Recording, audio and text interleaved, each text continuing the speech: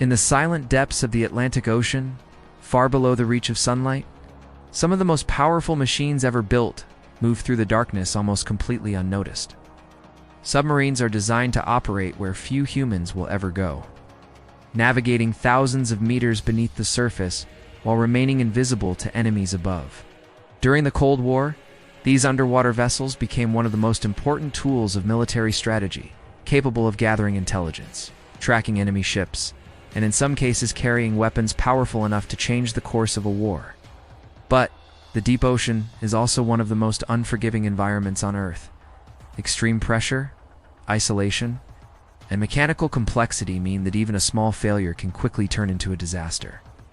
And sometimes, when something goes wrong beneath the waves, there are no witnesses and no second chances. In May of 1968, one such event unfolded when a powerful nuclear submarine sent a routine communication while traveling through the Atlantic Ocean.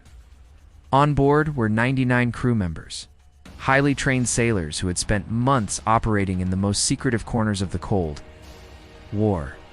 The submarine appeared to be returning from a standard mission, and nothing in its final messages suggested that anything was wrong. But shortly after that communication, the vessel simply vanished. No distress signal was transmitted. No emergency beacon was activated. The submarine disappeared into the vast ocean without leaving any obvious trace behind. As hours turned into days, Naval Command began to realize that something had gone terribly wrong. A massive search operation soon began across thousands of miles of open ocean, involving aircraft, ships, and advanced sonar equipment. Yet despite all the technology and resources deployed in the search, the ocean remained silent. The disappearance of a modern nuclear submarine raised a terrifying question. How could such a sophisticated machine vanish so completely in one of the most heavily monitored regions of the world? At the center of this mystery was the USS Scorpion SSN 589, a fast-attack submarine built during a time when underwater warfare had become one of the most critical elements of global military strategy. During the Cold War, submarines were not just naval vessels, they were instruments of intelligence, surveillance, and deterrence. These machines operated in secrecy, often tracking enemy fleets, monitoring communications, and gathering valuable information about rival military forces. The submarine involved in this story had been designed for exactly this kind of mission, equipped with advanced sonar systems, powerful torpedoes, and a nuclear reactor that allowed it to remain underwater for long periods of time. It represented one of the most capable underwater weapons of its era. The crew aboard the submarine were experienced submariners who had undergone extensive training to operate in the extreme conditions of deep-sea missions. Life aboard such a vessel required discipline, teamwork, and constant vigilance, as every system inside the submarine had to function perfectly to keep the crew safe beneath the crushing pressure of the ocean. On its final voyage, the submarine had completed operations in the Atlantic and was making its way back toward its home port. Communication with Naval Command seemed routine, and there was no indication that the crew was facing any immediate danger. But in the hidden world beneath the waves, events can unfold rapidly and without warning. When the submarine failed to arrive as scheduled, concern began to spread among naval officials. The silence that followed its final message would soon become one of the most haunting mysteries in modern naval history. Even decades later, the story of the USS Scorpion SSN 589 continues to raise difficult questions about what truly happened during those final moments beneath the ocean's surface. In the confined steel hull of a Cold War submarine, life was unlike anything most people on the surface could imagine. Sailors aboard the USS Scorpion SSN 589 lived and worked in a world where sunlight never reached, and the outside environment could crush the vessel in seconds if something went wrong. Every inch of space inside the submarine was carefully designed to serve a purpose. Equipment filled nearly every compartment, leaving only narrow walkways for crew members to move between stations. Bunks were stacked tightly together, machinery hummed constantly in the background, and the air smelled faintly of oil, metal, and recycled atmosphere. For the sailors who served aboard submarines, this environment was normal. They trained extensively to operate in these extreme conditions and understood the risks that came with life beneath the ocean. The crew aboard the submarine consisted of highly trained specialists, each responsible for a different part of the vessel's complex systems. Engineers monitored the nuclear reactor that powered the submarine, ensuring that it produced enough energy to keep the vessel moving silently through the water. Sonar operators listened carefully through advanced underwater listening systems, searching for the faint sounds of distant ships or other submarines moving through the ocean. Weapons specialists maintained the submarine's torpedoes, while navigators constantly calculated the vessel's position deep beneath the surface, where traditional navigation methods were impossible. Life inside the submarine followed a strict schedule. Crew members worked in rotating shifts, often called watches, where they monitored systems and performed maintenance tasks around the clock. Since the submarine could remain submerged for extended periods of time, there was no traditional sense of day or night. Instead, artificial lighting and carefully managed routines helped maintain order and discipline among the crew. Meals were prepared in a tiny galley, and free time was limited, often spent reading, writing letters, or talking quietly with fellow sailors in the small spaces available. Despite the cramped conditions, submariners formed strong bonds with each other. Living in such an isolated and potentially dangerous environment required trust and cooperation. Every sailor understood that their safety depended on the skill and attention of everyone else on board. A mistake by one crew member could endanger the entire vessel. This sense of shared responsibility created a unique culture within submarine crews, one defined by professionalism, resilience, and mutual respect. Yet even with the most advanced training and discipline, life aboard a submarine carried constant risks. The ocean outside exerted enormous pressure on the vessel's hull. Any serious mechanical failure could quickly become catastrophic. Fire, flooding, or equipment malfunction were all dangers that submariners trained to handle. But there was always the understanding that not every emergency could be overcome.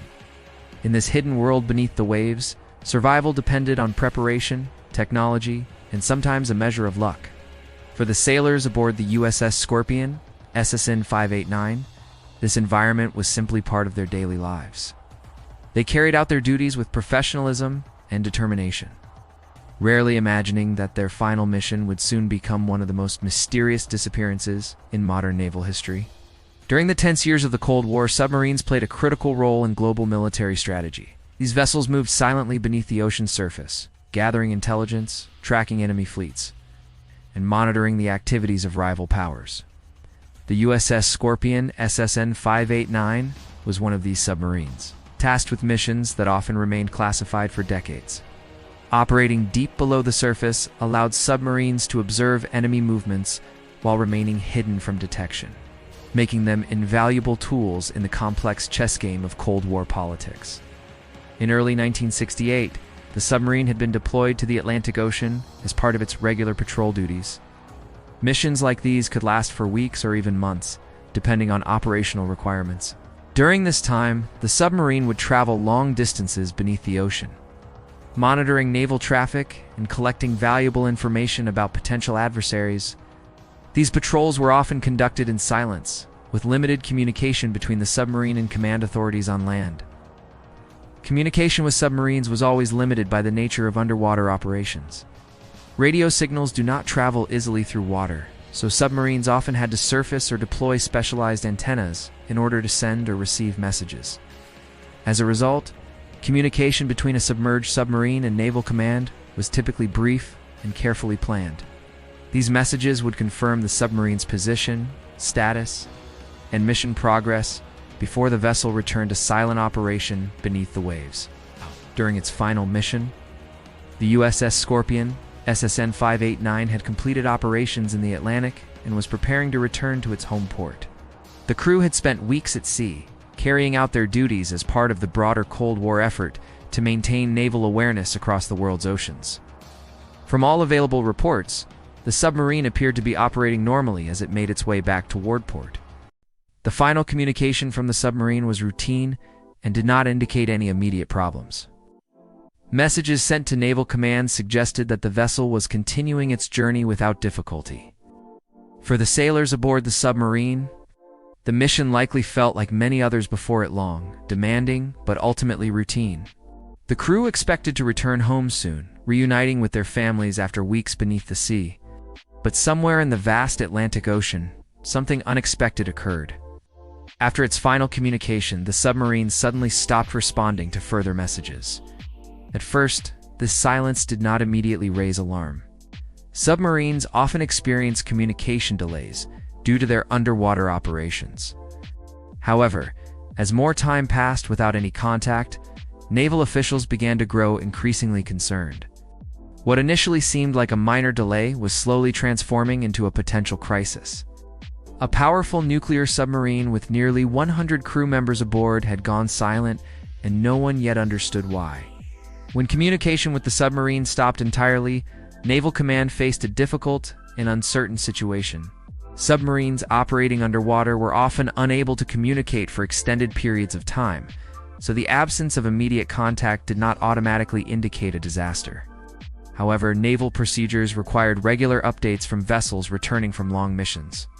And when those expected communications failed to arrive, concern quickly began to grow. At first, officials attempted to reach the submarine through normal communication channels. Messages were transmitted using long-range radio systems, requesting a response from the vessel. Hours passed without any reply. Command centers continued sending signals, hoping that the submarine might surface or deploy communication equipment to respond. But the ocean remained silent. As time passed, the situation became increasingly troubling. The submarine had been scheduled to report its progress as it approached its destination, and the lack of communication began to suggest that something unusual had occurred. Naval analysts started reviewing the submarine's last known position and calculating where it should have been traveling based on its expected route. Still, there were many possible explanations. The submarine could have experienced a temporary communication failure or altered its route for operational reasons. Mechanical issues with communication equipment were not unheard of in naval operations. Commanders hoped that the vessel might soon re-establish contact. But when several days passed without any signal, the concern turned into alarm. The submarine was now considered overdue, and naval authorities began preparing for the possibility that the vessel had encountered a serious problem beneath the ocean's surface. Families of the crew members were quietly notified that contact with the submarine had been lost, though officials continued hoping that the vessel might still appear. Within naval command centers, experts began examining potential scenarios that could explain the disappearance. Mechanical failures, navigation problems, or unexpected underwater hazards were all possibilities. However, without communication from the submarine itself, determining what had happened was nearly impossible. The vastness of the Atlantic Ocean made the situation even more difficult. A submarine traveling beneath the surface could cover large distances in a relatively short time, meaning that its exact location might be uncertain, even under normal circumstances. If the vessel had experienced a sudden emergency, the crew might not have had time to transmit a distress signal before disaster struck. As the silence continued, the realization slowly set in that a serious incident might have occurred somewhere beneath the ocean. What began as a routine return from patrol was now becoming one of the most mysterious disappearances in naval history. Once the submarine was officially declared missing, the Navy launched one of the largest search operations ever conducted for a lost vessel. Ships, aircraft, and specialized sonar equipment were deployed across large areas of the Atlantic Ocean in an attempt to locate the missing submarine. The scale of the search reflected both the seriousness of the situation and the hope that the crew might still be alive. Aircraft flew long reconnaissance missions across the ocean, scanning the water for any signs of debris or oil slicks that might indicate the location of the submarine.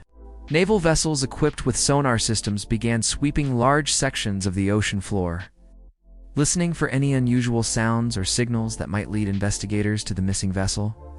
Despite these efforts, the search quickly proved to be extremely difficult. The Atlantic Ocean covers millions of square miles, and the depths in many areas reach thousands of meters below the surface.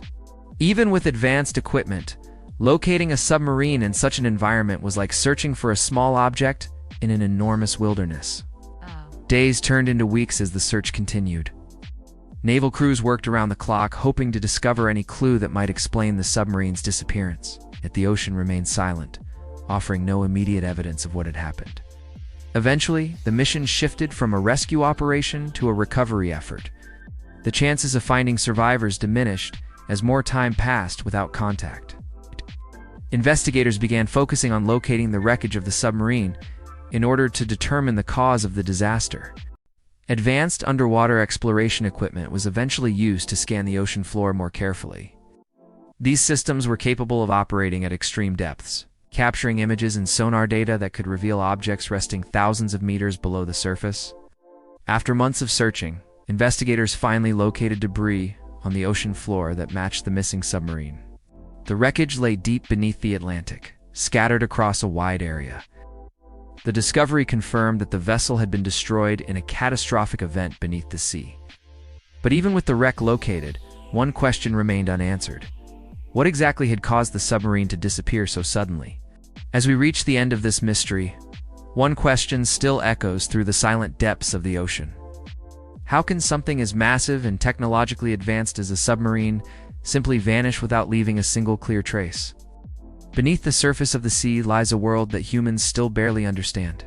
A place of crushing pressure, endless darkness, and vast distances where even the most powerful machines can disappear forever. Throughout this story, we followed the final mission, the strange signals, the failed search efforts, and the many theories that investigators and historians have proposed over the years. Some believe a sudden mechanical failure caused the submarine to sink beyond recovery.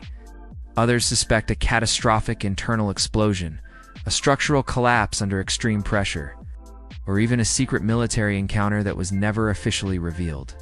And yet, despite decades of analysis, sonar scans, and deep-sea exploration, the truth remains buried somewhere in the cold ocean floor.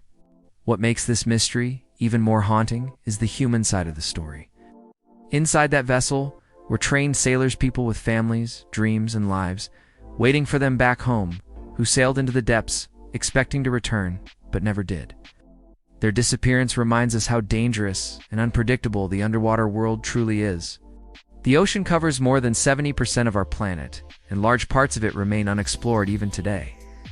Every once in a while, new technologies uncover fragments of lost ships, aircraft, and submarines that disappeared decades ago, giving historians small pieces of answers. But sometimes, the sea keeps its secrets. Perhaps one day, with more advanced deep-sea robots, satellite mapping, or underwater scanning systems, the final resting place of this submarine will be discovered, and the mystery will finally be solved. Until then, the story remains one of the most chilling disappearances in naval history, a reminder that even in an age of advanced technology, there are still places on Earth where mysteries can survive for generations. And somewhere far below the waves, in the silent darkness of the deep ocean, the truth may still be waiting to be found.